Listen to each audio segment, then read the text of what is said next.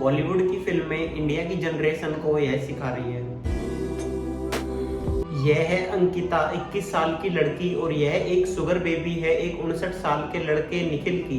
जब उससे पूछा गया वो इतने बड़े आदमी के साथ रिलेशनशिप में क्यों है, तो उसका जवाब था, मैं काफी हेल्पलेस थी और मेरे पास जॉब भी नहीं थी, यानी कि सिर्फ पैसों के लिए।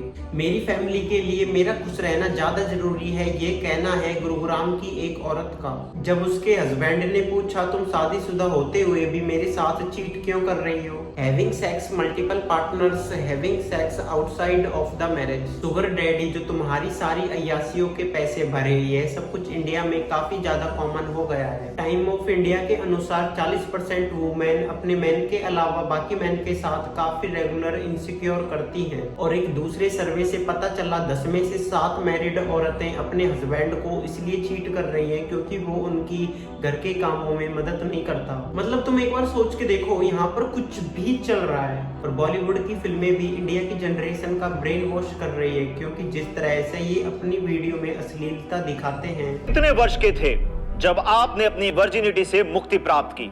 I was just 16. When I was 20. एक तो सौदा की थी, मैं जब 19 साल की थी।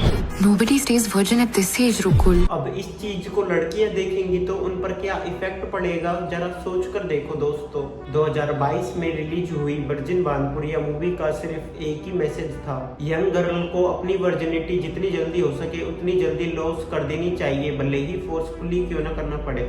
लिटरली दोस्तों, इसमें एक सीन है जिसमें एक्टर मैन के साथ सेक्स करने के लिए उसको फोर्स कर रही है। अभी नहीं तो कभी नहीं, अभी नहीं तो कभी नहीं, अभी नहीं तो कभी नहीं। अब इस चीज को लड़कियां देखेंगी तो उनके दिमाग और बॉडी पर क्या असर पड़ेगा दोस्तों। अभी रिसेंटली रिलीज हुई movie thank you for coming, पूरी मूवी में दिखाया गया है, इसमें भूमि के कैरेक्टर को ऑर्गेनिज्म फील करना होता है। और शॉकिंग बात यह है कि यह चीज वो करती भी है। जब उसकी फ्रेंड उससे पूछती है कि लड़का कौन था, तो उसका जवाब यह होता है, चिपकी तो ये प्रोफेसर के साथ भी थी, राहुल के साथ भी थी, और वो रबड़ी वाले के साथ भी थी।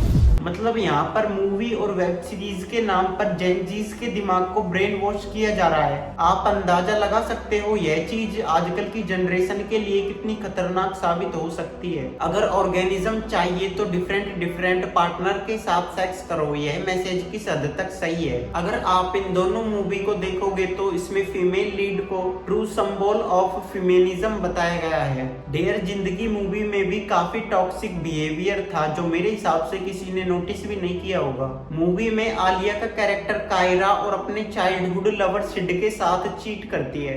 Hey. I slept with Raghuvendra. और रघुवेंद्र के साथ हुकअप कर लेती है और उससे अटैच हो जाती है, लेकिन रघुवेंद्र उसको चीट करता है और किसी और से शादी कर लेता है। किसकी मंगनी हो गई? रघुवेंद्र की। कब?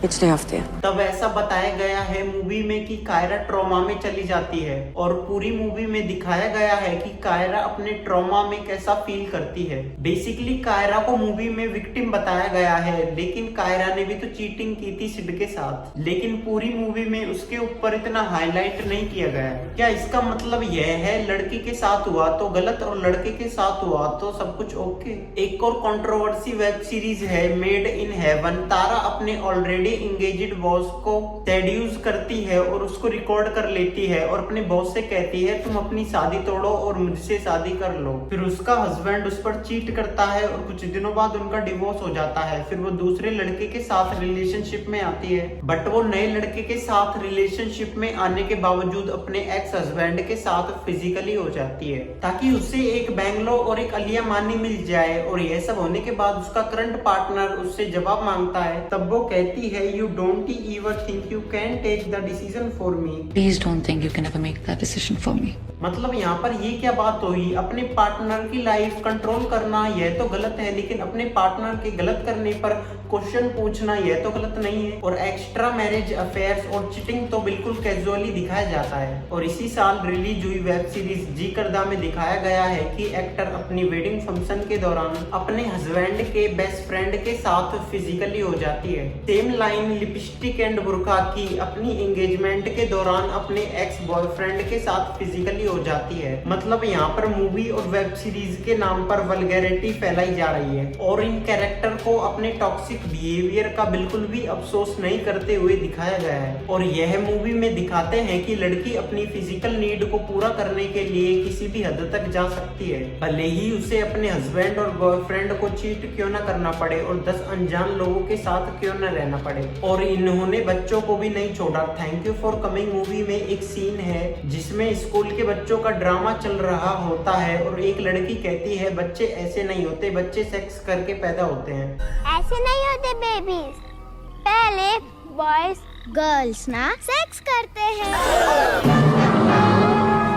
मतलब यह क्या नॉनसेंस वाली बात है। अब यह मूवी को 12 से 15 साल का लड़का या लड़की देखेगी तो उनके दिमाग पर क्या इफेक्ट पड़ेगा उसका अंदाजा आप लगा ही सकते हो। वीडियो अच्छी लगी तो वीडियो को लाइक करें और चैनल को सब्सक्राइब करें। अब मिलते हैं नेक्स्ट वीडियो में, तब तक के लिए बाय।